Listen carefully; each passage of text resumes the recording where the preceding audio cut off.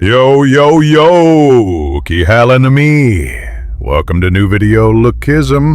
पिछले पार्ट में हमने कवर की थी सेकंड हैंड आर्क। अब इस पार्ट में हम कवर करने वाले हैं मिड टर्म आर्क। पहले मैं वीडियोस अपनी एआई से बनाता था, अब ये मैं अपनी रियल वॉइस में बनाऊंगा और आगे भी जो वीडियोस मिलेंगी आपको वो सभी मेरी अपनी ओरिजिनल वॉइस में होगी। बिना बकवास किए और बिना देरी किए वीडियो को करते हैं स्टार्ट। और वीडियो के स्टार्टिंग में डैनियल अपनी पतली बॉडी के बारे में बता रहा होता है। वो कितना भी अपनी पतली बॉडी में काम कर ले या दौड़ दे, वो बिल्कुल एग्जॉस्ट नहीं होता और उसकी पतली बॉडी बिना एक्सरसाइज किए भी बिल्कुल परफेक्ट है। इन शॉर्ट उसकी सेकंड बॉडी पहली बॉडी से बिल्कुल परफेक्ट है। तो पार्क सोचता है अगर मेरी पतली बॉडी हर चीज में परफेक्ट है मेरी मोटी बॉडी से, तो ये शायद पढ़ाई में भी बहुत अच्छी होगी। तो डैनियल सोचता है 2 हफ्ते बाद मेरे एग्जाम है, तो मैं एग्जाम से पहले अपनी पतली बॉडी में पढ़ लूंगा और पूरी क्लास में अकेला टॉप करूंगा। और जब ये पढ़ने को बैठता है तब इसे रियलाइज होता है कि बॉडी इसके पास 2 है और दिमाग ये तभी एक ही यूज कर रहा है। इन शॉर्ट इसका पढ़ाई में बेड़ा गर्की है। क्या तुम क्या देख रहे हो? मुझे पता है ये तुम्हारे साथ भी हुआ है। आई नो, मैं भी ऐसा ही हूँ, तभी यूट्यूब कर रहा हूँ। एक दिन पढ़ाई करते हुए डैनियल को उसकी मॉम का कॉल आता है और कॉल पिक करते हुए वो कुछ बातें करते हैं और बातें करते हुए उसकी मॉम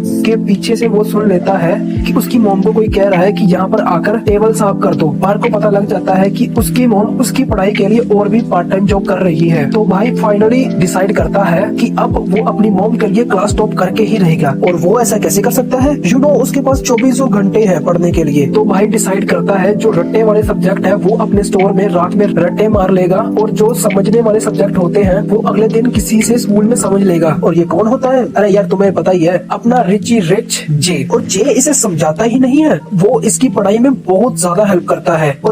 और इन दोनों को एक साथ देखकर एक तरफ तो क्लास की गर्ल्स बहुत खुश हो रही होती हैं और दूसरी तरफ क्लास का मॉनिटर इन दोनों को एक साथ देखकर गुस्सा हो रहा होता है कि पहले तो ये डैनियल पार्क अपने आवारा दोस्तों के साथ घूमता रहता था, लड़ाई करता था, और अब ये पढ़ाई कर रहा है वो भी क्लास टॉपर के साथ। और डैनियल अल्लाह जेक के साथ नहीं पढ़ता और वो स्कूल के बाद भी जीहो और ड्यूक के साथ लाइब्रेरी जाकर भी पढ़ता है। और लाइब्रेरी में तो सभी लड़कियां पागल ही हो जाती हैं और वो डैनियल को बहुत सारे गिफ्ट भी देके जाती हैं। उन गिफ्ट में छोटी छोटी पर्चियां भी होती हैं, कईयों पर उन लड़कियों का नंबर भी लिखा होता है। और डैनियल को पता लगता है कि ड्यूक अपनी क्लास में 5th आता है और वो अब पपरिका टीवी पर भी फेमस होने लगा है। और हमें जैक को दिखाते हैं जो मीरा के साथ लाइब्रेरी में पढ़ने को आया है। वैसे तो ये पढ़ता नहीं है और सच में ये पढ़ने को आया ही नहीं है, ये मीरा के साथ बातें करने को आया है। पर यहाँ पर इसका प्लान चौपट हो जाता है क्योंकि ये देखता है कि यहाँ पर पूरी गैंग बैठी हुई है और ये वैसे ही बातें करते हुए थोड़ा शोर मचा रहे होते हैं। और इनके शोर से जो हमारी असली गैंग है वो गुस्सा होने लगती है और वो है हमारी बार्नाकल्स, जो है वास्को की गैंग। वास्को भाई दिल से सलाम है आप। और यहाँ से पता लगता है कि पावे तो एक गुंडे जो पावे स्टूडेंट जो पढ़ाई हर किसी के लिए। और यूट्यूब छोड़ो, और ये बात मैं आपको भी कह रहा हूँ, जाकर चुपचाप अपना फोन रखो और जाके पढ़ाई करो। भाई इस वीडियो को छोड़ के मत जाओ, अभी इसको देख के बाद में पढ़ लेना। और रात में हमें डैनियल का स्टोर दिखाते हैं जहाँ पर रात में उसकी गेस्ट आई होती है जो है जोई, और वो आकर पार्क को पिक बुलाती है और अपना फोन दिखाकर कुछ लोगों की लाइव स्ट्रीम दिखा रही होती है। और पार्क उसको देखकर कहता है ओए चल निकल निकल। पार्क ऐसा सच में नहीं कहता, वो बिल्कुल प्यार से उसे कहता है कि तुम यहाँ से चली जाओ, नहीं तो वो गंगनम लैंडलॉर्ड वाला हादसा तुम्हारे साथ दोबारा हो सकता है। जोई ये सुनकर बहुत खुश होती है कि पार्क उसकी केयर करता है। और जोई नोटिस करती है कि पार्क इस टाइम यहाँ पर स्टडी कर रहा है और पार्क ये तो नहीं बता सकता कि वो एग्जाम की प्रिपरेशन कर रहा है। वो ये कह देता है कि मैं एक एंट्रल टेस्ट की तैयारी कर रहा हूँ।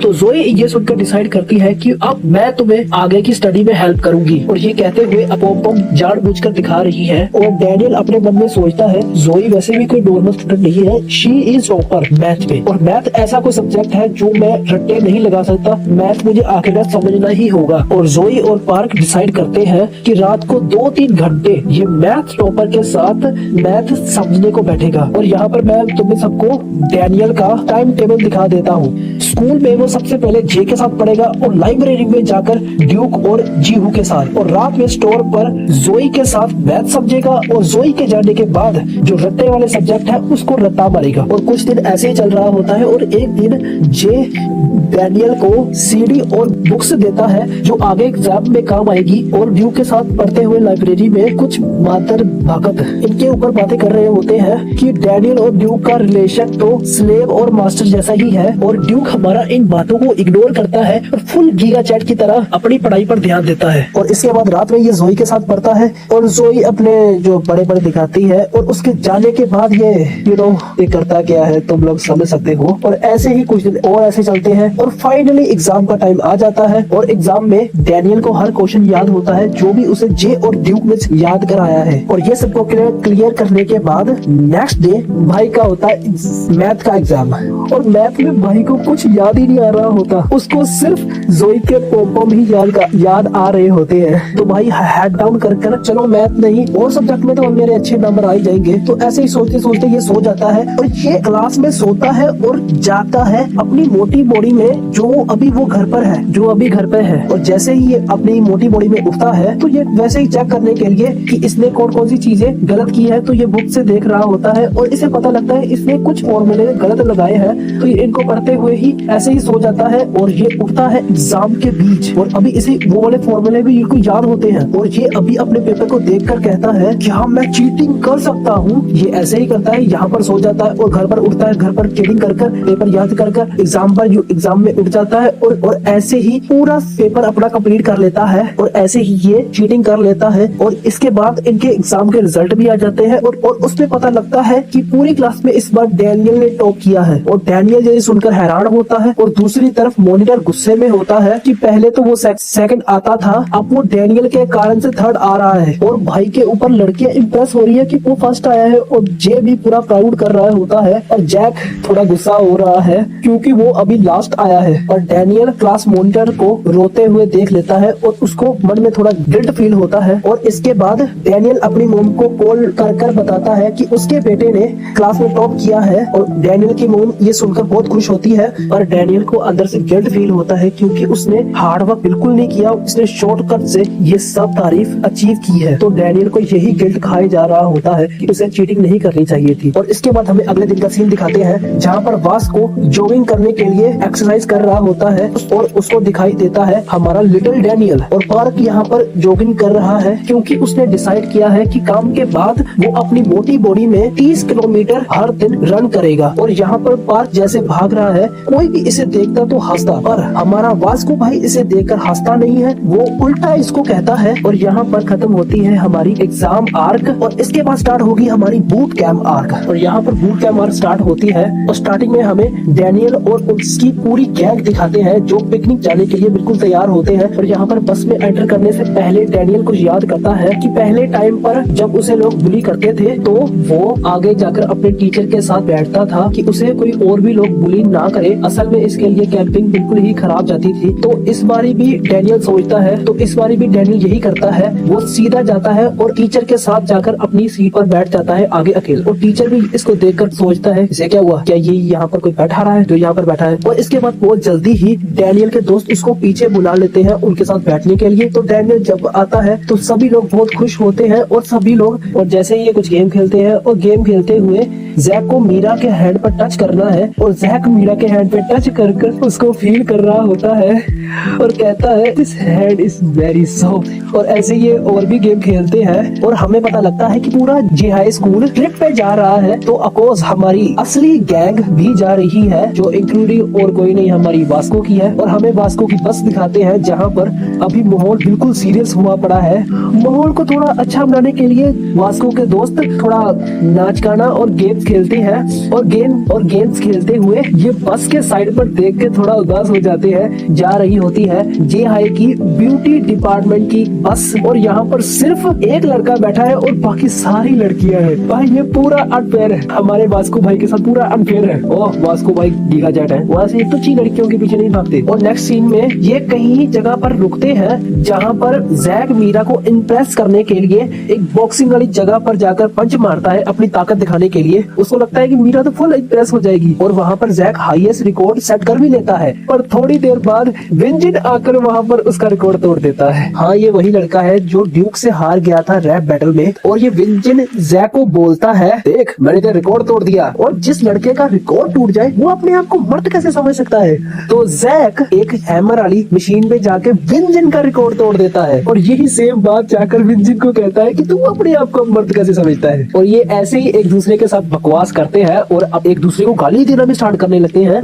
पर थोड़ी देर में ही ये रोने लगते हैं क्योंकि इन दोनों के बाप यहाँ पर आ चुके हैं, जो है वास्को और डैनियल। और वास्को और डैनियल भी वही पंचिंग वाली और हैमर वाली मशीन इस्तेमाल करते हैं, और ये इनका रिकॉर्ड नहीं वो मशीन ही तोड़ देते हैं। और इसके बाद हम थोड़ा आगे बढ़ते हैं और फाइनली हम बूट कैंप आर्क पहुंच जाते हैं, जहाँ पर 2 इंस्ट्रक्टर इनका वेलकम करते हैं। और यहाँ पर वही होगा जो हमेशा होता रहता है, सुंदर वाले पर हर लड़की मरेगी और बदसूरत वाले को कोई पूछेगा नहीं। पर यहाँ पर यही सुंदर और बदसूरत में एक थोड़ा सा कनेक्शन है, ये वीडियो के स्टार्टिंग में मैं बता रहा हूँ। आगे बढ़ते हैं और ये इंस्ट्रक्टर इनका बैग चेक करते हैं, और ये साले जो चिप्स वाले कैन में बोतल लुका के आए हैं, भाई कौन सा ब्रांड है, और दूसरे चिप्स वाले पैकेट में ये साले सिगरेट लेके आए हैं। भाई सिगरेट पीना बहुत माड़ी बात है, वो नहीं पीनी चाहिए। और यहाँ पर सभी लड़कियां उस हैंडसम वाले इंस्ट्रक्टर के पीछे भाग रही होती है, पर उस दूसरे वाले इंस्ट्रक्टर को कोई भाव ही नहीं दे रहा होता। और हमें उस दूसरे वाले इंस्ट्रक्टर से पता लगता है कि ये इंस्ट्रक्टर का नाम है ज़्यूस, और ये अभी यहाँ पर पार्ट टाइम जॉब कर रहा है। मैंने तुम्हें पहले बताया और अभी बता रहा हूँ, कुछ तो गड़बड़ है। और यहाँ पर एक और चीज, जो हमारी मीरा है उसका दिल भी इस बंदे पर आ चुका है। Come on Meera, this is not good, तुम्हारे लिए चेक है।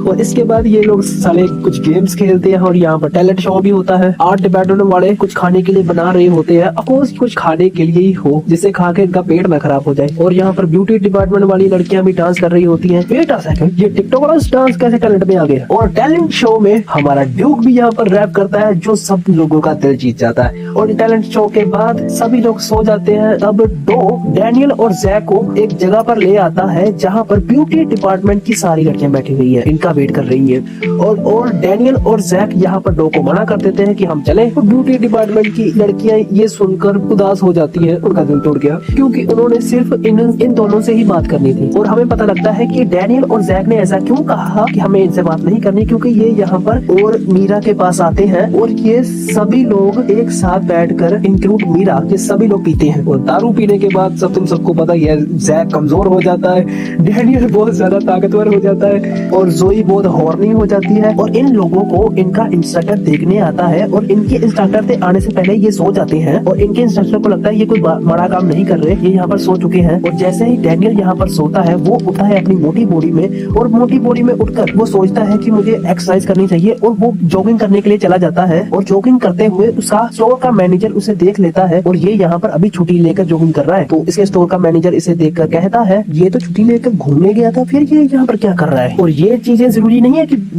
डैनियल के बॉस ने उसको देख लिया, ये चीज जरूरी है कि डैनियल का बॉस अभी देख क्या रहा है। वो देख रहा है कि हमारे जे हाई की सारी लड़कियों की फोटो वीडियोस ऑनलाइन आ चुकी है, इंक्लूड मीरा। ओ भाई, अब जैक फाड़ेगा जिसने ये काम किया है। अभी तो हमें पता नहीं लगा, पर नेक्स्ट डे जब डैनियल उठता है, तब उसके चेहरे पर बहुत सारे ब्लैक मार्कर्स से लगाए होते हैं निशान, और यहाँ पर जियो का सबसे ज्यादा बुरा हाल किया होता है। उस साले को तो ज़ेब्रा ही बना दिया है। और यहाँ पर नेक्स्ट सीन में मीरा और सभी लड़कियां बोट पे बहुत ज्यादा एंजॉय करती हैं, और मीरा नोटिस करती है कि उसका जो मोटा इंस्ट्रक्टर है वो उसे बार बार देख ही जा रहा है। और इसके अगले सीन में हमें वास्को भाई को दिखाते हैं, जो अपने दोस्तों के साथ पिलो फाइट खेलता है, और वो पिलो फाइट में अपने ही दोस्तों को उड़ाने लगता है। और इसके बाद मीरा और जैक बाहर घूम रहे होते हैं, और डैनियल वो अभी सो चुका है। और इसके बाद हमें इंस्ट्रक्टर लोगों के पास आते हैं, जो अभी थोड़ा शायद हंसी मजाक कर रहे होते हैं। और जो मोटा इंस्ट्रक्टर होता है वो अभी ड्यूटी पे होता है, और वो अपना फोन लेकर बाहर जाता है, और उसके फोन में होती है मीरा की फोटो। अब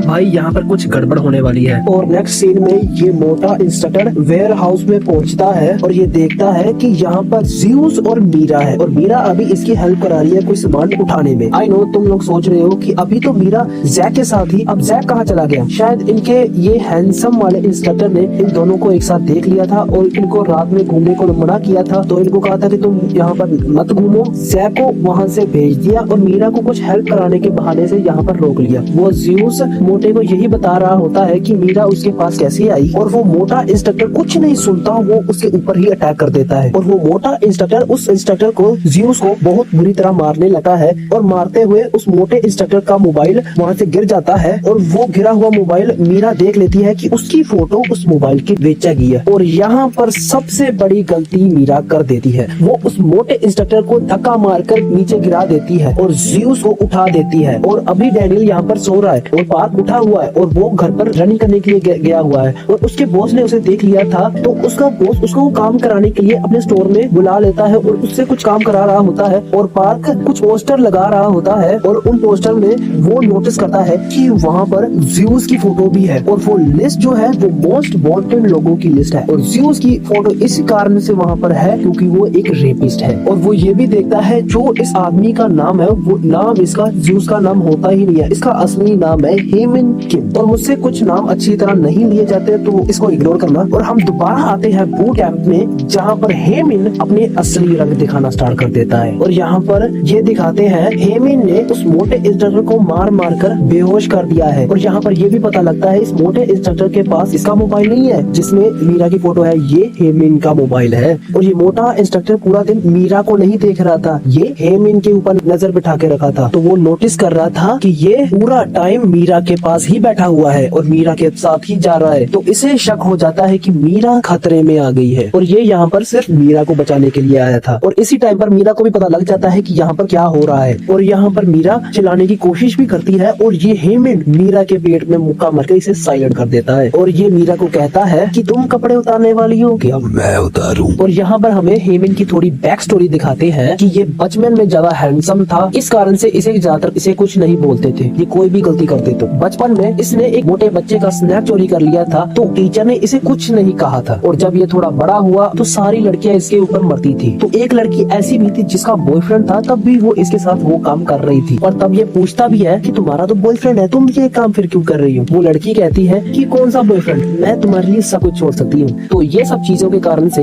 ये हेमन के दिमाग में ऐसी बात बैठ जाती है कि अगर तुम हैंडसम हो तुम कुछ भी कर सकते हो। और यहाँ पर इसकी बैक स्टोरी खत्म होती है और हमें इसे दिखाते हैं जो चट्टी में खड़ा है। ये ऐसे ही मीरा को कहता है कि मैं तुम्हें बहुत प्यार करूंगा।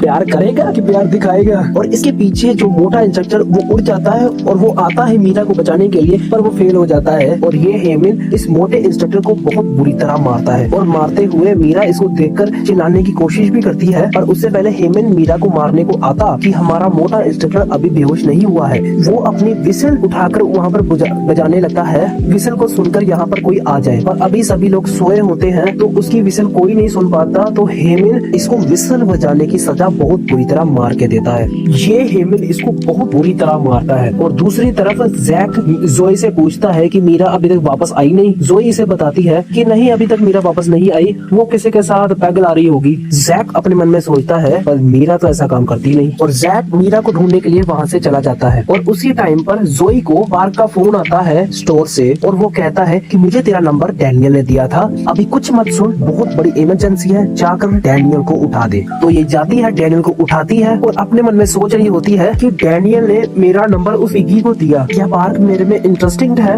क्या पार्क मुझे पसंद करता है? और ये इसके साथ ये भी सोचती है कि डैनियल ने पार्क को नंबर दिया, क्या डैनियल मुझे पसंद नहीं करता? बहन यहाँ पर स्टॉप कर, अपना दिमाग सोचना, अभी हमारे लिए इससे भी ज्यादा जरूरी काम है। और जैसे ही डैनियल उठता है वो सीधा ही पुलिस को कॉल कर देता है और डैनियल को पता लगता है कि यहाँ पर जो सबसे नजदीक पुलिस स्टेशन है वो अभी 30 मिनट लगेंगे उनको यहाँ पर आने में। और डैनियल जैसे ही कॉल काटता है उसके पास कोई आवाज आती है और जैसे डैनियल उसको देखता है वो देखता है कि जैक अभी बहुत गुस्से में है। और वो अपने मन में सोचते हैं कि जैक को अभी क्या हुआ। यू नो, आप सबको पता ही है कि जैक अभी गुस्से में क्यों है। और अभी जैक ने डैनियल की सभी बातें सुन ली है तो उसको पता लग जाता है कि मीरा अभी खतरे में है। तो जैक भागकर वहाँ से जाता है। तो डैनियल जोई से पूछता है कि ये जैक कहाँ चला गया। जोई डैनियल को बताती है कि मीरा अभी वापस नहीं आई। तो डैनियल ये सुनकर वो भी वहाँ से भाग जाता है मीरा को बचाने के लिए। और हमें अभी मीरा को दिखाते हैं जो डर कर एक साइड पर बैठी हुई है और उसके सामने मोटर इंस्ट्रक्टर की बहुत बुरी तरह हालत हुई है क्योंकि हेनिम ने, जो भी उसका नाम है, उसने मार मार के उस मोटे इंस्ट्रक्टर का बहुत बेड़ा गर्क किया है। उसके सारे दांत तोड़ते हैं और ये हेनिम मीरा के ऊपर अटैक करता है और मीरा को एक पंच मारकर बेहोश कर देता है। और जैसे ही मीरा की आंख दोबारा खुलती है वो देखती है ये ट्रैश उसकी पैंट की जिप खोलने ही वाला है। और जैसे ही वो खोलने की कोशिश करता है, मीरा अपने आप को डिफेंड करने की कोशिश भी करती है और उसी टाइम पर पीछे से गेट खुलता है और यू नो, तुम सबको पता ही है, वहाँ पे खड़ा होता है जैक। जैक देखता है उसके सामने उसकी गर्लफ्रेंड का खतरनाक वाला काम हो रहा है और जैक क्या वहाँ पर खड़ा हुआ देखेगा, वो उस बंदे की मार कर देगा। जैक गुस्से के मारे हेमन के ऊपर अटैक करने को आता है और इस चीज का फायदा हेमन उठा लेता है और वो जैक को एक लोक में बिठा लेता है। जैक को समझ आ जाता है ये कोई आम लोक नहीं है, इस साले को मौत ही आती है और जैक यहाँ पर डर्टी बॉक्सिंग यूज करने की भी कोशिश करता है और वो हेमन के सामने फेल हो जाती है। फिर हेमन जोरदार नी इसके रिब केस में मारता है और दोबारा हेमन यही अटैक मारने वाला होता है तो जैक अपनी रिब्स को बचाने लगता है, जिस चीज का फायदा फिर से हेमन उठाकर अपनी नी उसके मुंह पे ही मार देता है। और दूसरी तरफ डैनियल पूरी क्लास के साथ मीरा को ढूंढ रहा होता है। वैसे तो वो जगह बहुत बड़ी है तो थोड़ा टाइम लगेगा। और दूसरे सीन में हमें जैक को दिखाते हैं जिसका बहुत बुरा हाल हुआ होता है। उसके हाथों की दोनों हड्डियां टूट चुकी होती हैं। इन शॉर्ट इसकी कुछ रिब्स की हड्डियां भी टूट चुकी हैं, पर ब्रो इज ऑलवेज स्टैंडर्ड क्योंकि वो अपनी गर्लफ्रेंड को प्रोटेक्ट करना चाहता है। तो जैक अपने मन में कह रहा होता है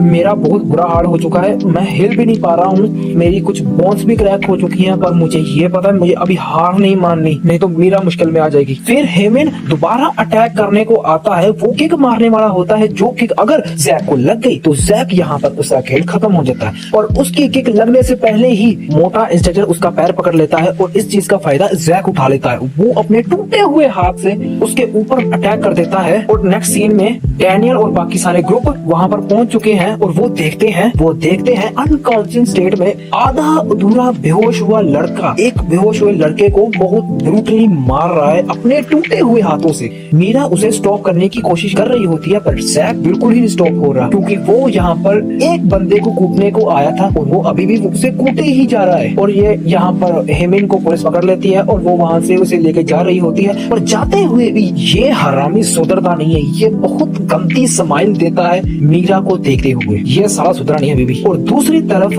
मोटा इंस्ट्रक्टर वो बिल्कुल खुश है क्योंकि उसने एक गर्ल को सेव कर लिया है और अभी भी कुछ लड़के उस इंस्ट्रक्टर का मजाक उड़ा रहे होते हैं पर जैक उसका स्टैंड लेता है और अपनी नील डाउन कर उसे रिस्पेक्ट भी शो करता है। और मीरा जैक का ख्याल पूछने के लिए वहाँ पर आई होती है और जैक अपनी पसंदीदा लड़की को देखकर बहुत चौड़ में आ रहा होता है, क्या मर्द को दर्द नहीं होता, ऐसे ऐसे बातें कर रहा होता है और थोड़ी ही देर में वो वहाँ पे ही बेहोश हो जाता है क्योंकि वो इस वेरी क्रिटिकल कंडीशन में है। तो नेक्स्ट सीन में डॉक्टर जैक को कहता है कि महीने भर बल्कि रहना पड़ेगा बेड पर और मीरा जैक का पूरा ख्याल रखेगी क्योंकि जैक ने मीरा को सेव किया और मीरा इम्प्रेस हुई पड़ी है। और दूसरे सीन में हमें हिम को दिखाते हैं जो अभी डिटेंट जेल में होता है, बच्चों वाली किड जेल में, और वो वहाँ पर अपना इंट्रोडक्शन दे रहा होता है कि मेरा नाम ये है और मैं इस केस में यहाँ पर आया हूँ। और ये अपने एक सेलमेट को परेशान करने के बारे में सोच रहा होता है और भाई हमें सामने दिखाते हैं कि इसके सामने है गंगनम लैंडलॉर्ड। गंगनम लैंडलॉर्ड तो कहता है क्या मीरा तो मेरी वाइफ है, इसने उसे कैसे परेशान किया। भाई ये सीन पीटीजे ने बहुत ज्यादा अच्छा किया है और एक गलती है, इस गंगनम लैंडलॉर्ड को यहाँ पर जेल में नहीं होना चाहिए, इसको साले को पागलखाने में भेजो। और यहाँ पर बूट कैंप आर्क खत्म हो जाती है और ये खत्म होने के बाद स्टार्ट होती है बैबुलस डॉग आर्क। जो तुम सोच रहे हो ये वो नहीं है, ये कोई कुत्तों की आर्क नहीं है। मैं ऐसा क्यों कह रहा हूँ क्योंकि तुम्हें आगे खुद पता लग जाएगा ये कौन सी आर्क है, इसमें कोई कुत्ता नहीं है। और जब बूट कैंप में से सभी वापस आ जाते हैं तब डैनियल अपने स्टोर में जाता है और उसका मैनेजर उसे उसकी सैलरी देता है जो उससे ज्यादा ही उसे देता है कि वो अपने मॉम डैड के लिए कपड़े या गिफ्ट ले सके। और कुछ टाइम बाद इनके हॉलीडे भी स्टार्ट हो जाते हैं और थैंक्स गिविंग भी वापस आने वाली है। तो पार्क सोचता है कि इन हॉलीडे में मैं अपने घर में वापस जाऊंगा, जो मैं अपनी मोटी बॉडी में वापस जाऊंगा। और पार्क जाने से पहले सोचता है मुझे अपनी मॉम के लिए कुछ गिफ्ट भी लेने चाहिए और यही सोच से वो एक स्टोर में जाता है और जो एम्प्लॉय होते हैं वो इसके कपड़े और इसकी बॉडी को देखकर इसे जज कर रहे होते हैं कि साला ये कौन सा सुअर यहाँ पर आ गया, क्या ये कपड़े ले भी पाएगा। और पार्क के पास इतने पैसे होते हैं क्योंकि उसने बहुत देर से ही अपनी मॉम के लिए एक्सपेंसिव गिफ्ट खरीदने के लिए पैसे जोड़े होते हैं। और पार्क वहाँ से ड्रेस ले भी लेता है और हमें बस का सीन दिखाते हैं जहाँ पर पार्क अपने होम टाउन जाने वाला है और उसकी सीट एक लड़की के पास होती है और ये लड़की भी पार्क को देखकर कहती है साला सुअर ये कहाँ से आ गया। और पार्क को कोई फर्क ही नहीं पड़ता क्योंकि ये सब चीजें आम ही हो चुकी है, उसके साथ डेली ही होती है, इसलिए उसे इन चीजों की आदत हो चुकी है। पर फाइनली वो अपने होम टाउन आ जाता है और होम टाउन को देखकर कहता है क्या यहाँ पर कुछ बन रहा नहीं। और वैसे तो पार्क 2 महीने के लिए ही गया था और घर जाते हुए उसे पीछे से एक लड़का आवाज देता है। पार्क को पता नहीं होता ये कौन है और पार्क को इतना याद होता है जब इसे मार पड़ रही होती है तब ये लड़का उसे देख रहा होता था। और ये लड़का और पार्क एक जगह पर बैठकर बातें करने लगते हैं और पार्क नोटिस करता है ये मुझसे बातें करते हुए अपने फोन में भी किसी को टाइप कर रहा है। पार्क को लगता है ये बहुत फ्रेंडली इंसान है, जो पार्क की गलती होती है। और पार्क इसको कहता है यार मुझे जाना है, मुझे थोड़ी देरी हो रही है। और तभी इसके मुंह पर आकर एक फुटबॉल लगती है और पार्क देखता है ये बॉल जहाँ से आई है वहाँ पर इसके ओल्ड बुली खड़े हुए हैं और ये यहाँ पर कैसे है, इसी ही हरामजादे ने यहाँ पर इनको बुलाया है। और ये लड़का सारा सोचता है कि मैं बुली इसीलिए नहीं होता कि मैं कमजोर हूँ और ना ही मैं इसीलिए होता हूँ कि मैं फाइट बैक नहीं कर सकता, मैं बुली होता हूँ। ये साला सुअर यहाँ से ट्रांसफर लेके चला गया और अब ये लोग मुझे बुली कर रहे हैं, ये साला इसकी गलती है, ये साला अपने आप नहीं कुछ कर सकता और भैंचो इसको कह रहे हैं। और इन सब बुली में से इस लड़के को देखो, की आंख मेसी। ये सभी बुली ऑल टाइम जैसा ही करते हैं, पार्क को बुली करने लगते हैं, उससे उसके सारे पैसे ले लेते हैं और ये वो वाले पैसे भी ले लेते हैं जो पार्क को उसकी मॉम ने दिए थे। और पार्क इनको कहता भी है तुम प्लीज मुझे वो वाले पैसे तो दे दो। और ये लोग इसको ही उल्टा सुनाने लगते हैं, तू ज्यादा ही बड़ा हो गया है कि हमसे पैसे मांगेगा। और ये पार्क का कंधा दबाने लगते हैं वास्को जैसे। और पार्क को इतना कुछ फील ही नहीं होता है क्योंकि वास्को की ग्रिप ज्यादा भारी होती है इनकी ग्रिप से कंपेयर करने से। और पार्क इसका हाथ पकड़ के इसे इजीली ओवर पावर कर देता है। और दूसरा लड़का मेसी जो इसके ऊपर एक लेग किक मारने वाला होता है, पार्क इसकी किक भी बहुत आराम से पकड़ लेता है, डॉज नहीं करता, पकड़ लेता है। और पार्क अकेला ही 1/2 कर रहा होता है और पार्क अपने मन में सोचता है मैं इंसानों को अकेला ही पेल दूंगा। और उसकी गलतफहमी 1 मिनट पे क्लियर हो जाती है। उसको पीछे से कोई आवाज देता है पिकाचू, और ये आवाज सुन के इसकी कान फट जाती है। और ये आवाज देने वाला और कोई नहीं, लेजेंडरी लड़का लोगन ली ही है। और लोगन आके दोबारा इनके सामने पिकाचू, पार्क के सामने पिकाचू बोलता है। और पार्क और एक जो नया लड़का है इनसे बुली होता है वो भी पिकाचू बोलता है, पीका कहता है। और ये बात मैं आपको समझा देता हूँ, अगर किसी कुत्ते को आप बेल बजाकर खाना देते हो तो वो समझ लेता है जब बेल बजती है तो खाना मिलेगा। इंक्लूडिंग यही चीज इनके साथ है। जब भी ये लोगन ली हरामजादा अगर बेल की जगह पीका बोलेगा तो ये पिकाचू बोलेगा तो ये पीका कहेंगे, ये दोनों लोडू पीका कहेंगे। और जब भी लोगन पार्क के सामने होगा पार्क कुछ नहीं कर पाएगा क्योंकि उसके मन में वो डर बैठ चुका है। और लोगन उसके सामने बैठा होता है, पार्क भी उसके सामने बैठा होता है चुपचाप डरा हुआ। और जिस लड़के का पार्क ने पैर पकड़ा था, हाथ पकड़ा था, वो लड़का आकर पार्क के ऊपर लाते मारने लगता है और पार्क अपने आप को डिफेंड भी नहीं कर पाता लोगन के डर से। और लोगन जाते हुए पार्क के सारे पैसे ले लेता है और जाते हुए कहता है कि मैं तेरे सारे पैसे ले रहा हूँ और अभी तुमने स्कूल भी चेंज कर लिया है तो तुझे बुली करने का कोई मतलब नहीं है। और वैसे भी मेरे पास अब नया बकरा आ गया है तो इन पैसों के लिए आज तुझे मैं फ्री कर देता हूँ। और लोगन और उसके दोस्त यहाँ से चले जाते हैं। और लोगन के जो दोस्त होते हैं वो जाते हुए पार्क के ऊपर थूकते भी हैं। पार्क अपने मन में कहता है फाइनली अब मैं बच चुका हूँ। जो लोगन के साथ एक और लड़की होती है वो पार्क को उसकी मॉम का गिफ्ट वापस कर देती है, शायद थोड़ी सिंपैथी दे रही होगी। और हमें दूसरे सीन में जे को दिखाते हैं जो बाथरूम में कोई दूसरा काम नहीं कर रहा, वो बाथरूम में वीडियो नहाते हुए वीडियो कॉल कर रहा होता है अपने लैपटॉप में अपने पेरेंट्स को। वाह क्या अमीरी है, साले को लैपटॉप है और वो भी बाथरूम में बैठा हुआ पेरेंट्स से बात कर रहा है। और उसके पेरेंट्स उसको कह रहे हैं काश तुम घर पर आ जाते, हमारे सारे फैमिली मेंबर तुम्हें देखकर अनकंफर्टेबल फील कर लेते, अच्छा हुआ तुम आए ही नहीं।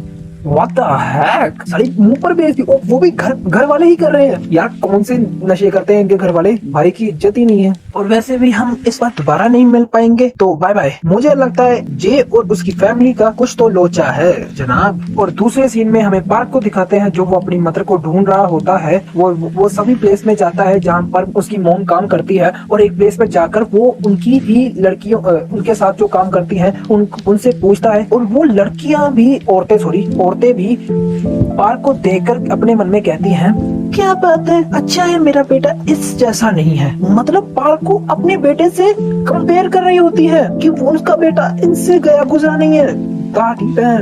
और नेक्स्ट सीन में पार्क अपनी मोम को ढूंढ भी लेता है, जो एक आंटी है जो वो उसकी मोम को उसके ऊपर चिल्ला रही होती है, तुम ये गद्दे मत लिया करो, हमें ये गद्दे किसी और को भी भेजने होते हैं। और दूसरे सीन में दिखाते हैं कि पार्क की मोम वो ड्रेस देखकर बहुत खुश होती है कि पार्क ने उसके लिए ड्रेस लेके आया है। और पार्क की मोम पार्क के लिए बहुत सारा खाना बनाती है। पार्क कहता है इतना सारा खाना? उसकी मोम कहती है अरे तुम फिक्र मत करो, तुम सिर्फ पढ़ाई पे ध्यान दो, कि पैसे खेले का काम मैं अपने आप संभाल लूंगी। अब पार्क को पता लग जाता है कि उसकी मोम पैसों के लिए बहुत ज्यादा हार्ड वर्क करती रहती है और वो $5 जो उस लोगों ने ले लिए हैं वो कमाने के लिए भी उसकी मोम ने बहुत ज्यादा एफर्ट किए हैं। तो पार्क अपनी मोम को कहता है मोम मेरा एक दोस्त है जो अभी छुट्टियों में अकेला है, तो क्या वो यहाँ पर आ सकता है? पार्क अपनी पतली बॉडी के बारे में बता रहा है और वो सोचता है कि मैं अपनी पतली बॉडी यहाँ पर ले आऊंगा और लोगन ली से वो $5 वापस लेकर ही आऊंगा। मतलब इसका प्लान होता है कि ये अपनी पतली बॉडी से लोगन ली को पीटेगा। और दूसरे सीन में हमें डैनियल को बस स्टॉप पे दिखाते हैं बस का वेट करते हुए, और वहां पर जे भी आता है जो डैनियल को देखता है।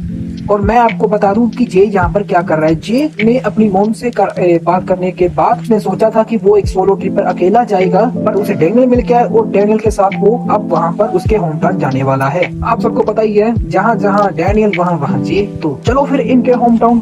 और जे डैनियल को बताता है कि तू यहाँ पर जा रहा है, मुझे भी यहाँ पर थोड़ा काम है तो मैं भी चलता हूँ तेरे साथ। ये बहाना लाकर ये यहाँ पर आया और जे ज्यादा बात नहीं करता, वो बोलता ही नहीं कुछ, बात क्या करेगा, वो सिर्फ अपनी मुंडी हिलाता है आगे पीछे कर। पर एक बात है, ये मुंडा मदद करने में सबसे आगे है। और फाइनली ये दोनों पार्क के घर पे पहुंच जाते हैं और पार्क की मदर कहती है ओह तुम लोग पार्क के दोस्त हो गए, मुझे माफ करना, घर पे गेस्ट आए हुए हैं और मैंने सफाई भी नहीं की। और डैनियल कहता है कोई बात नहीं, मैं आपकी हेल्प कर देता हूँ। पार्क की मोम कहती है नहीं तुम मेहमान हो और गेस्ट से हमें काम नहीं कराना चाहिए कभी भी। और जेक पूरे कमरे को अच्छी तरह देख रहा होता है कि पूरे कमरे में सामान इधर उधर बिखरा पड़ा है। फिर उसके बाद डैनियल जे को बताता है ये मेरा दोस्त है और ये मेरे साथ ही रहता है और मैं यहाँ पर इसकी हेल्प करने ही आया हूँ। और डैनियल वहाँ पर सो जाता है और पार्क वहाँ पर उड़ जाता है और उठते ही पार्क और जे पार्क को एक च्युइंगम ऑफर करता है जो पार्क को बहुत अच्छी लगती है। जे को बताता है कि डैनियल यहाँ पे आया क्यों है। मेरी मॉम ने डैनियल को कुछ पैसे दिए थे $5 जो डैनियल के लिए एक लकी चार्म जैसा है और वो $5 मेरे से किसी ने ले लिए हैं। वो $5 लेने के लिए डैनियल यहाँ पर आया है और जे को समझ आ जाता है डैनियल यहाँ पे इसी कारण से आया है। और जे को याद आता है कि डैनियल की मॉम ने उसे क्या कहा था जब वो यहाँ पर आया था।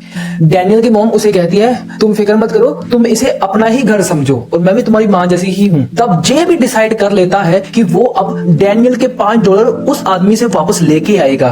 और हमें लोगन को दिखाते हैं जो वही पैसे जो इसने डैनियल से लिए थे वो अपने सीनियर को दे रहा होता है और सीनियर पैसे चेक कर कहता है कि ये तो पैसे बहुत कम है और उसको एक चांटा मार के कहता है कि इस बार तो मैं तुम्हें माफ कर रहा हूँ और अगली बार तूने अगर पैसे कम लेके आया तो मैं तुम्हें छोड़ूंगा नहीं। और नेक्स्ट सीन में हमें एक बहुत बड़ी बिल्डिंग दिखाती है जो किसकी है आपको तुम्हें पता ही है, वो हमारे जे की होती है। और जे हमारा अपने मैनेजर से पूछता है मुझे एक बंदा ढूंढ के दो जिसका नाम लोगन है, उसकी पूरी इंफॉर्मेशन चाहिए मुझे। और जे का मैनेजर वो ढूंढ भी देता है और जे का मैनेजर कहता है जिस बंदे की आप बात कर रहे हैं उसका पूरा नाम है लोगन ली और ये बहुत बच्चों को बुली करता है और ये एक स्पोर्ट में बहुत अच्छा है। उस स्पोर्ट में इसे ब्लैक बेल्ट भी मिली हुई है। स्पोर्ट का नाम है जुजुत्सु। और मैं आप सबको बता दूं वो असल में है कितना स्ट्रॉन्ग। हमें दिखाते हैं कि लोगन ने अपने पूरे सीनियर्स को अकेले ही पीट दिया है जो इसे बहुत बड़े हैं, ताकतवर भी हैं और जो इसने पैसे भी दिए थे वो सारे इनसे लेकर वहां से जाने लगता है और जाते हुए कहता है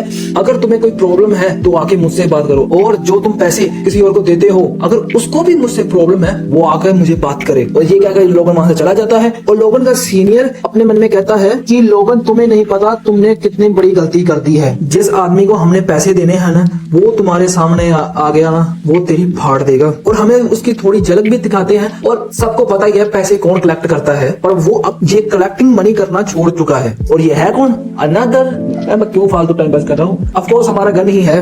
और डैनियल जा रहा होता है लोगन से पैसे लेने के लिए और वो अपने घर के बाहर देखता है कि उसके घर के बाहर बहुत सारे कार्डबोर्ड पड़े हुए हैं। और डैनियल अपनी मॉम से पूछता है मॉम ये सारे कार्डबोर्ड कहाँ से आए? और उसकी मॉम बताती है कि ये पीछे वाले जो होटल है उसने सुबह सुबह हमें इतने सारे कार्डबोर्ड यहाँ पर रख के गए हैं। और पीछे वाला होटल है किसका? ऑफ कोर्स अनदर देन और फिर से हमारा जे। और इसके बाद हमें जे को दिखाते हैं और जे हमारा लोगन के पास पहुंच भी चुका है पैसे लेने के लिए।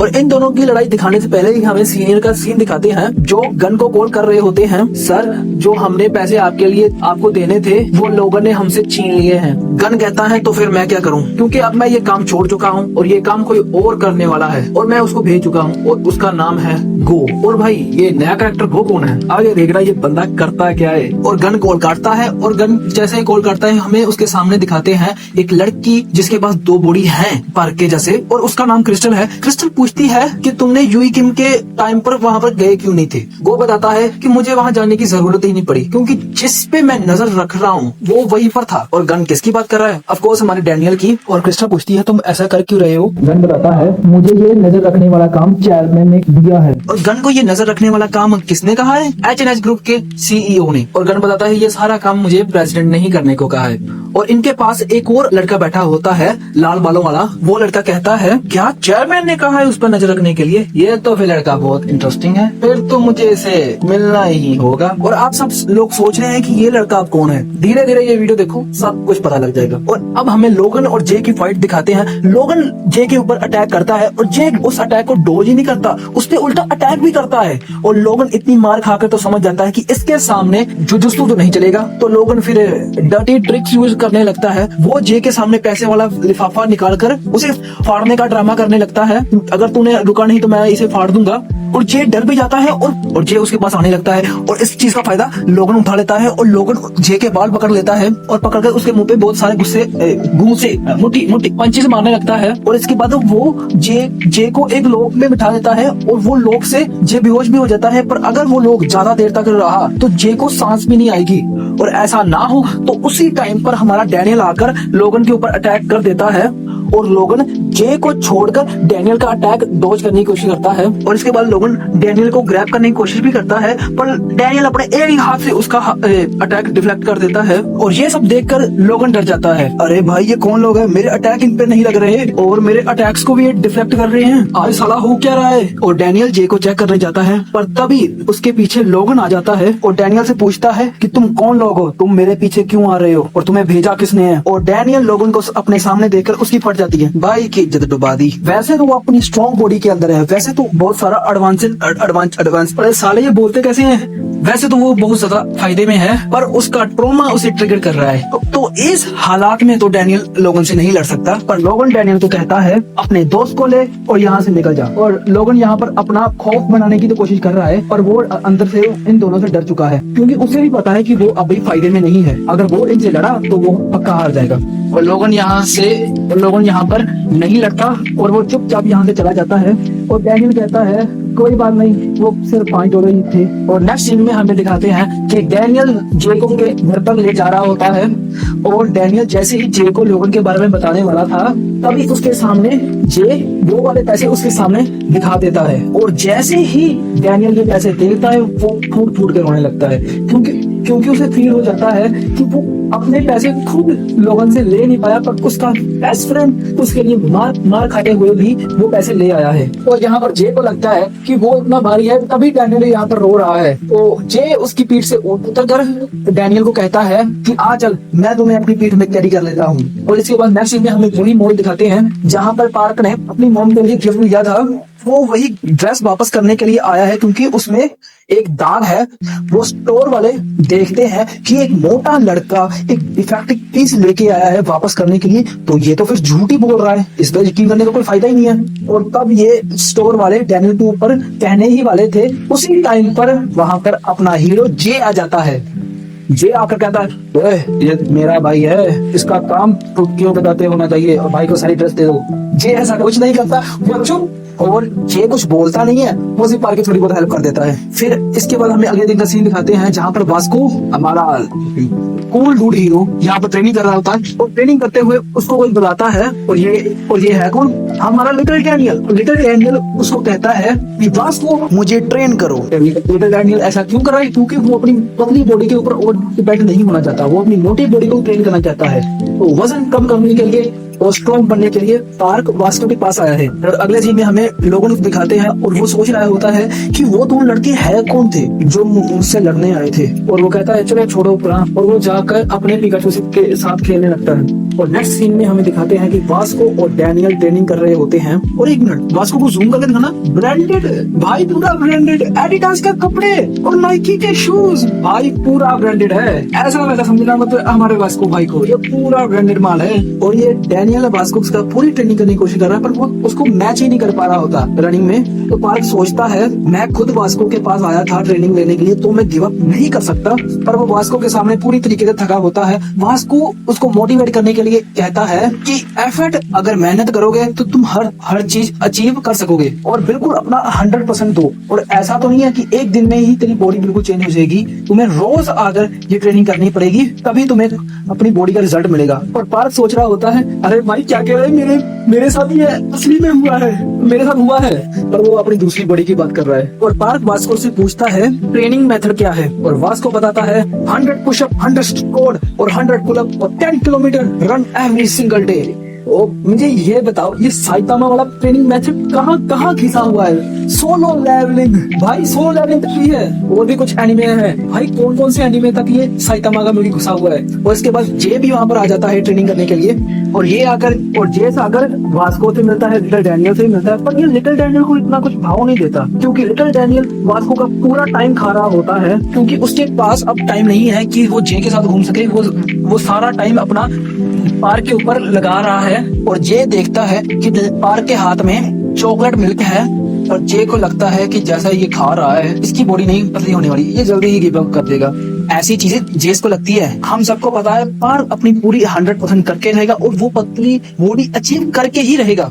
और इसके बाद हमें स्कूल का सीन दिखाते हैं, जहाँ पर टीचर जैक से सवाल पूछता है, और जैक अपने दोनों टूटे हुए हाथ खड़े कर देता है और कहता है भाई हाथ टूट गए हैं, अब नहीं मैं पढ़ाई कर सकता। एक बात इस साले को पूछना चाहता हूँ मैं, पहले जब तेरे हाथ सही थे तब कौन सा तू पढ़ता था? और इसके हाथ उसी कारण से टूटे हैं जो बूट के मार में इसने उस बंदे को मारा था, और उसको मारते हुए इसके हाथ टूट गए थे।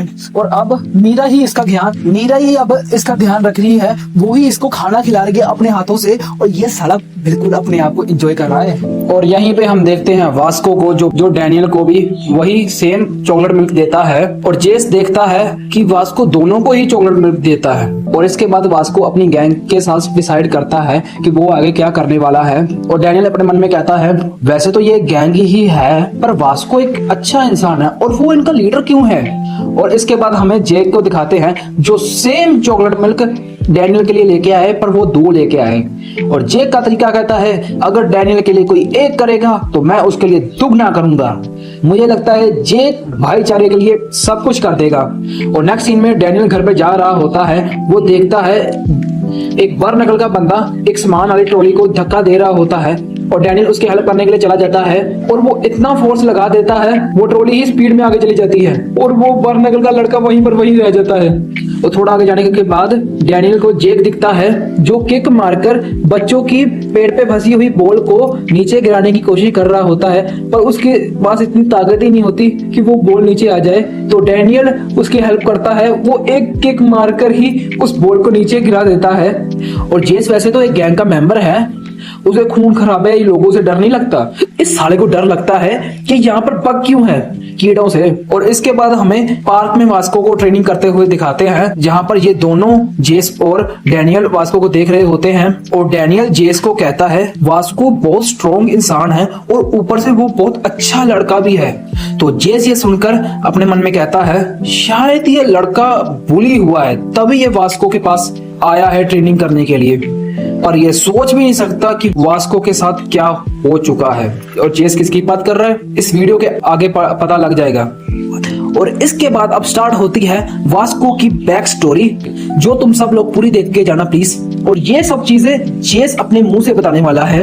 और हमें ओल्ड मेमोरी में अब एक पार्क दिखाते हैं, जहां पर जेस और वास्को खेल रहे होते हैं, और जेस हीरो बना होता है और वास्को विलन। और जेस अपनी लाइंस हीरो वाली बोल रहा होता है, और वास्को चुपचाप खड़ा होकर उसे देखता है। और जेस कहता है यूंटेली क्या हुआ, तुम अपनी लाइनें नहीं बोल रहे। और भाई लोगों कंफ्यूज मत हो, वास्को का असली नाम यूंटे ली ही है। और तुम लोग सोच रहे हो वास्को का यूंटे ली से वास्को कैसे पड़ा? इस पार्ट के अंत में तुम्हें सब कुछ पता लग जाएगा। और वास्को जेस को कहता है हर टाइम हीरो ही क्यों जीतते रहते हैं? अगर कोई ऐसा दिन आया जहां पर हीरो से ज्यादा स्ट्रॉन्ग विलन है तो क्या तब भी हीरो जीतेगा? तो ये सब सुनकर जेस वास्को को वहीं पर मारने लगता है, बस मजाक में। और इसके बाद ये दोनों कैंडी खा रहे होते हैं और इससे हमें पता लगता है कि जेस के अलावा वास्को का बचपन में कोई दोस्त नहीं था और इसलिए वास्को की मॉम जेस और वास्को के लिए कैंडी लेके आती है खाने के लिए। और इसके बाद हमें थोड़ा आगे का सीन दिखाते हैं जहां पर ये दोनों स्कूल में थोड़े बड़े हो जाते हैं और स्कूल में इकट्ठे ही इनकी क्लास होती है और सारी क्लासों में सभी लोग एक ही गेम की बात कर रहे होते हैं। तो जेस कहता है चलो फिर हम भी खेलते हैं वास्को। तो ये दोनों वही गेम खेलने लगते हैं और ये गेम होती है लुकिज्म की ऑफिशियल गेम। और इनके पास कुछ बड़े लड़के आते हैं, वो कहते हैं हम बाहर कुछ खाने पीने जा रहे हैं, क्या तुम भी हमारे साथ चलोगे? तो वास्को और जेस इनके साथ चले जाते हैं। और वैसे तो ये सीनियर होते हैं वास्को और जेस के, और इनके ग्रुप में और 3 लफंडर आते हैं और एक मोटा लड़का एक हुडी वाले लड़के से सिगरेट मांगता है और ये लोग चले स्मोकिंग करने। और ये जेस को भी पूछते हैं, जेस तो डरते डरते हाँ कर देता है पर वास्को उनके मुंह पर उनको ना कर देता है और कहता है मेरी मॉम कहती है जो लड़के स्मोकिंग करते हैं वो एक नंबर के लूजर होते हैं। वास्को भाई ये बात बिल्कुल सही है, आपकी अम्मा को मेरा सलूट।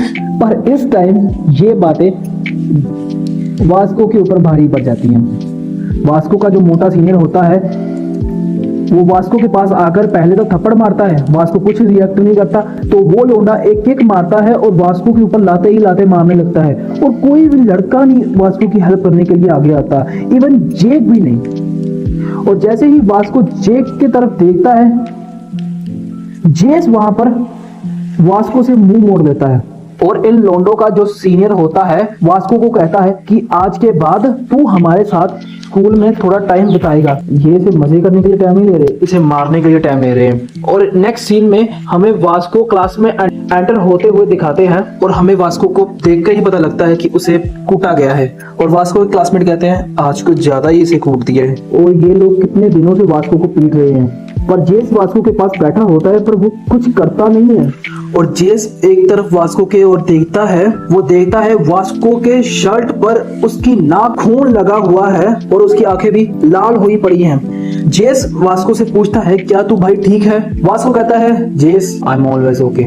और वास्को यहाँ पर ठीक होने का प्रिटेंड कर रहा है पर जेस ये बात नहीं समझ पाता और जेस को लगता है वास्को ठीक है, वास्को कुछ नहीं हुआ, वास्को एक स्पेशल बच्चा है। और जेस को इस टाइम पर कोई फर्क ही नहीं पड़ता वास्को के लिए। और इसके बाद अब जेस वास्को से थोड़ा थोड़ा दूर रहने लगता है और अब वो उसके साथ खेलने भी नहीं जाता। और एक दिन दूसरी क्लास में जा रहा होता है तब उसे एक बच्चा रोते हुए दिखता है और वो और कोई नहीं हमारा वास्को ही होता है। और जेस देखता है वास्को वहां पे रो रहा है। वास्को वैसे तो बाहर से अपने आप को टफ दिखाता है पर वो अंदर से एकदम पोलाइट इंसान है।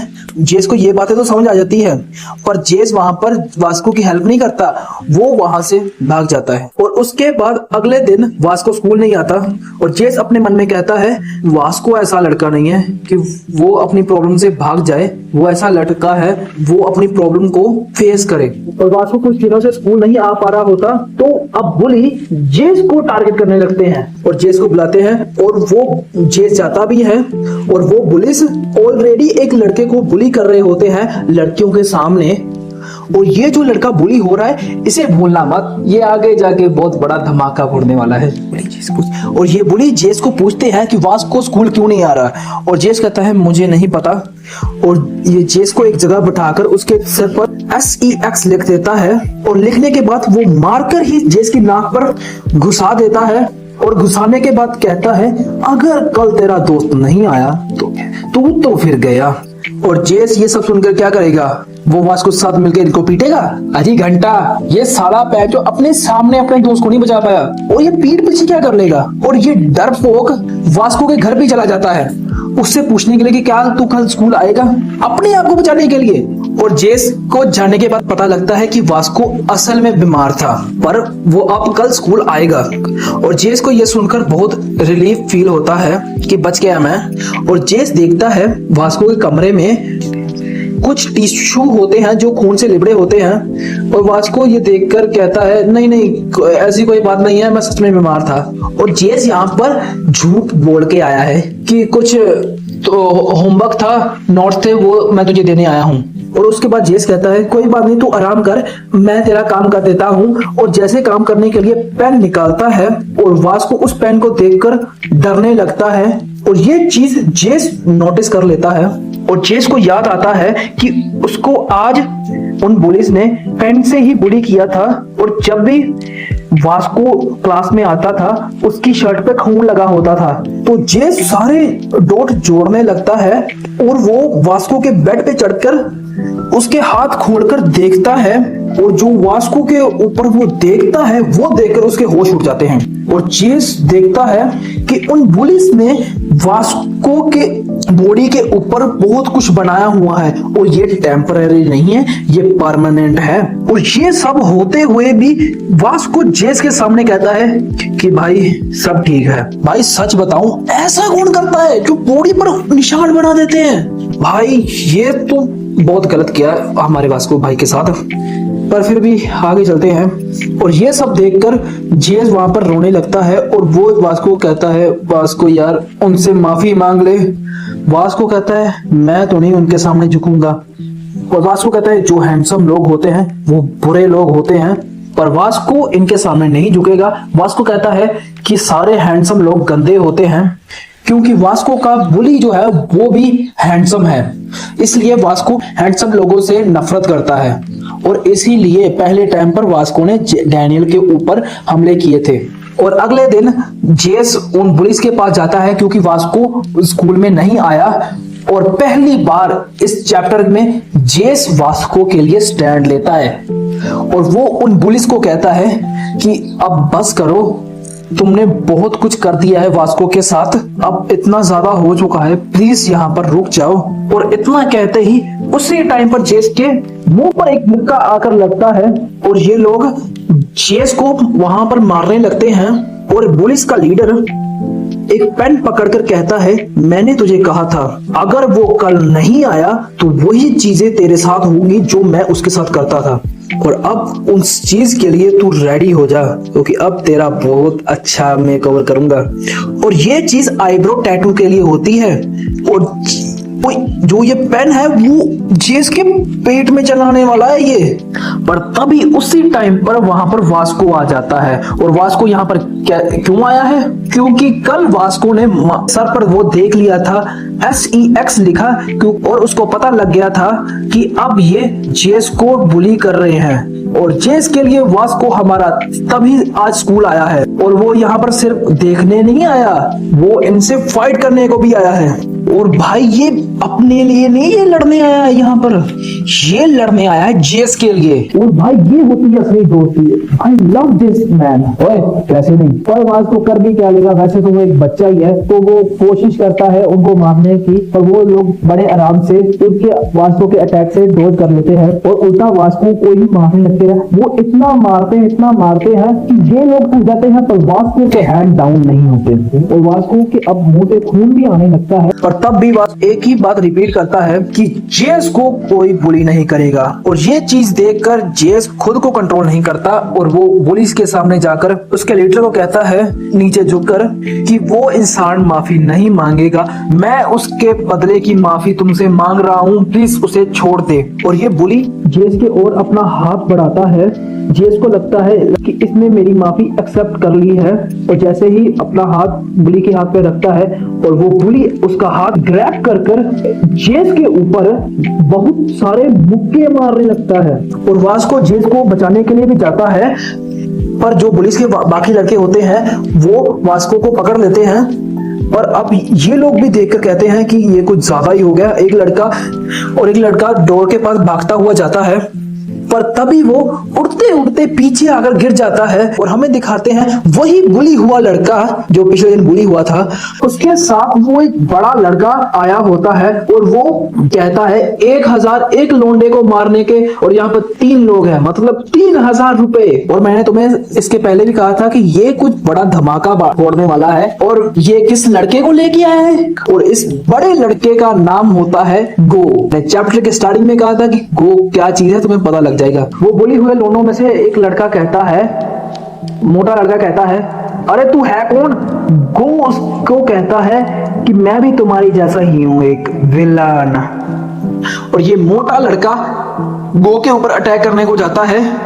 गो इसको डिसबैलेंस कर इसके मुंह में एक कोनी मारता है और इसके बाद इसके बॉल्स पर भी अटैक करता है। भाई ये अटैक नहीं करना था। और एक दूसरा बुली जो एक कटर उठा लेता है, और ये देखकर गो कहता है, भाई इसके पास वेपन है तो इसके मैं 500 रुपये एक्स्ट्रा लूंगा। और गो वास्को को देखता है, फिर बुलिस को देखता है, और इसे पता लग जाता है यहाँ पर क्या सीन चल रहा है। और गो कहता है, अब मैं ऑल आउट जा सकता हूं बिना किसी डर से। और गो ऐसा क्यों कह रहा है, तुम्हें आगे पता चल जाएगा। चलो फिर अब टाइम है तुम्हें पनिशमेंट देने का। और वो लोंडा गो के ऊपर अटैक करने को आता है, और गो क्या करता है, वो एक चेन उठा के इसके मुंह पे मारता है और साले के दांत तोड़ दिए। उसके बाद वो अपने पैर से उसका उंगलियां भी तोड़ देता है। और वो लड़का पूछता है कि तुम हमारे साथ ऐसा क्यों कर रहे हो? और वो कहता है, जो चीजें तूने इन लोगों के साथ की है वही अब तेरे साथ हो रही है। मैं तुझे पीट रहा हूं बस बिना कोई रीजन के। और ये चीजें गो एंजॉय कर रहा होता है, और गो का ऐसा फेस देखकर इस साले की पैंट गिली हो जाती है। और उसी टाइम पर वहां पर टीचर आ जाते हैं, जिसकी वजह से गो को रुकना पड़ता है। और ये सारे लोंडे प्रिंसिपल ऑफिस में जाते हैं, और प्रिंसिपल ऑफिस में सारे बुली गो के ऊपर ही इल्जाम लगाने लगते हैं कि ये साला गैंगस्टर है, ये इस साले ने सबको मारा है, इस साले ने मेरे साथ ऐसा किया, इस साले ने दांत तोड़ दिए। और मैं तुम सबको एक बात और बता देता हूं, गो अकेला अपनी फिजिकल एक्टिविटी के कारण स्ट्रॉन्ग नहीं है, वो ब्रेन से भी बहुत स्ट्रॉन्ग है। और तुम्हें याद भी होगा कि गो ने कहा था कि अब मैं ऑल आउट जा सकता हूँ बिना कोई डर से। और मेरी वो बात और गो की अब बात तुम्हें समझ आएगी कि उसने ऐसा क्यों कहा है। और गो प्रिंसिपल के सामने वास्को को ले आता है, जरा तू इस लड़के का हाल देख, इसको बुली इन लोगों ने किया है। अगर उन्हें मुझे जेल में भेजना है, जुर्मान प्रिजन में भेजना है तो भेज दे, मुझे कोई परवाह नहीं, पर मेरे साथ जेल ही जाएंगे। अगर मैं चला भी गया तो यही बात चलेगी कि तुम लोग अपने स्कूल को बचा रहे हो। और तू मुझे बता, ऐसे कोई बच्चों को बुली करते हैं तुम्हारे स्कूल में? ये चल क्या रहा है स्कूल में वैसे? और गो प्रिंसिपल को कहता है, सुन में बुड्ढे, मुझे चुपचाप घर पे जाने दे। अगर तूने मुझे जेल भेजा तो मैं सारी जगह ये रोड़ा बांध दूंगा कि तेरा स्कूल ऐसे बच्चों को बुली करता है। व्हाट द फक, ये सुन के तो प्रिंसिपल के मुंह में आ जाते हैं। और मैंने कहा था ना, दिस मैन इज पूरा पैकिंग स्ट्रेंथ एंड ब्रेन। और गो वहां से जाने लगता है, और उन पुलिस का भी दूसरी जगह ट्रांसफर हो जाता है। पर वास्को गो को जाते हुए रोक कर कहता है, मुझे एक बात बता, स्ट्रॉन्ग कैसे है?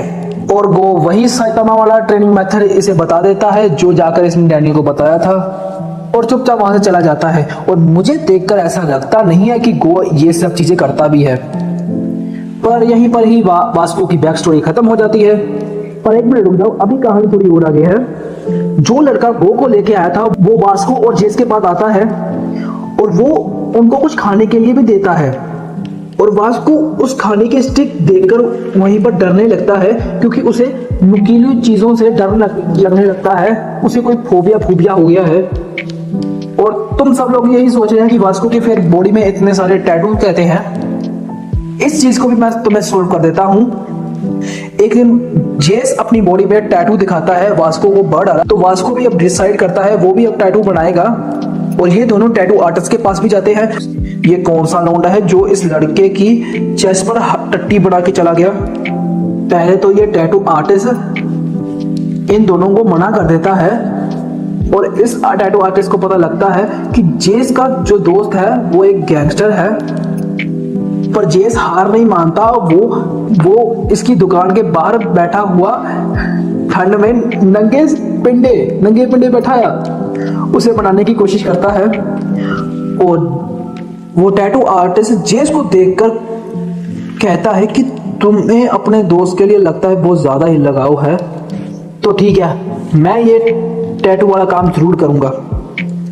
और इसके बाद हमें जेस को दिखाते हैं जो अपने मन में कहता है कि उस चीज को अब 3 साल बीत चुके हैं, पर उसके बाद अब बहुत अच्छा टाइम हमारा बीत रहा है। और जेस को मोटरसाइकिल की आवाज भी आती है और जेस वहां पर देखता है कि उसके जो पुलिस हैं वो लड़की लेकर घूम रहे होते हैं और सिगरेट पी रहे होते हैं, और वहां पर बैठे हुए वो वास्को को देखते हैं और उसकी बॉडी और उसके टैटू देखकर ये कौन सा गैंगस्टर है, पर ये वास्को को देखकर पहचानते नहीं हैं, और ये जेक को देखकर पहचान जाते हैं तो उसे बुली करने के लिए उसके पास चले जाते हैं। पर उसके पास वास्को आ जाता है जो जेस के पास जाता है, जिसको हगने जाना है, और वो चाहता है कि जेस उसके साथ चले। भाई मैं अभी भी अपने दोस्तों के साथ मूत्रने जरूर जाता हूँ, पर ये हगने जाना कैसे होता है यार? मैंने तो नहीं कभी अपने दोस्त को कहा आजकल हम मूतने जाते हैं इकट्ठे, चलो भाई फिर साथ में हगने चलते हैं। फिर जेस और वास्को चले जाते हैं वहां से, और ये बुली लिटिल डैनियल के पास आते हैं उसे बुली करने के लिए। देखो भाई, दोस्तों के पुराने बुली से बुली होने वाला है। पर तभी वहां पर जेस आ जाता है और जेस को देखकर वो बुली उसके ऊपर अटैक करने के लिए जाते हैं, पर जेस पुराने टाइम की तरह उस बुली के दांत तोड़ देता है और उसके साथियों को भी बहुत कुत्ते के जैसा मारता है, और लिटिल डैनियल को लेकर वहां से चला जाते हैं। और हमें इसके बाद फिर से पुराना सीन दिखाते हैं, जहां पर हमें 2 साल पुराना सीन दिखाते हैं, जहां पर वास्को की पूरी बॉडी पर टैटूज बन चुके हैं और वो जो भी निशान उसकी बॉडी पर थे और वो टैटू कवर कर चुका है। पर अब वास्को का जो नुकीली चीजों से फोबिया था वो भी अब कम हो चुका है। और इसके बाद हमें गो को दिखाते हैं जिससे मिलने के लिए गन आया हुआ है, और गन यहां पर गो का टेस्ट लेने के लिए आया है। तुम्हें याद होगा ये दोनों एक ही आदमी के अंडर काम करते हैं, और गो इसीलिए इसका टेस्ट लेने आया है कि ये हमारे साथ काम करने के लिए वर्दी भी है कि नहीं। और इसके बाद हमें स्कूल का सीन दिखाते हैं जहां पर बुली कंटिन्यू चल रही होती है, पर इसमें एक डिफरेंट है, जो गो का कजन होता है अब वो बुली कर रहा होता है दूसरे लड़कों को। और हमें इसके बाद वास्को को दिखाते हैं, और वास्को जेस को कहता है तुम्हारी बॉडी में सारी जगह टैटू बन चुके हैं, पर तुमने अपने वहां पे क्या लिखाया है? मेरे हीरो का नाम एटी है। और जेस कहता है नहीं नहीं, वो मेरा कोई ना पुराना हीरो है, उसका नाम एटी है। और जेस वास्को को कहता है हे यूटेली, तेरे फेवरेट खिलौने का नाम वास्को है, तो तू अपना नाम वास्को क्यों नहीं रख लेता? वास्को कहता है दिस इज गुड आइडिया। और इस तरह वास्को का यूटेली से वास्को नाम पड़ा था। और वास्को जाते हुए जेस को कहता है पर मेरे हीरो का असली नाम जेस है, और मेरे हीरो का नाम है एटी, मतलब यूटेली। और तुम लोग अब समझ चुके होंगे कि वास्को की बैक स्टोरी में क्या हुआ। और प्रेजेंट में तुम्हें पता ही है कि वास्को हगने गया था और वो अभी भी वहीं पर है। और वास्को जेस को डरते हुए कहता है अरे जेक मजाक मत कर, मुझे टिश्यू पेपर दे दे, मैं अपनी साफ कैसे करूंगा। भाई इस लाइन को बोलने के लिए मैंने 2-3 बार ट्राई मारा है, पर बार बार मैं हंस जा रहा हूं। और इसके बाद यहाँ पर वास्को की रियल बैक स्टोरी खत्म हो जाती है।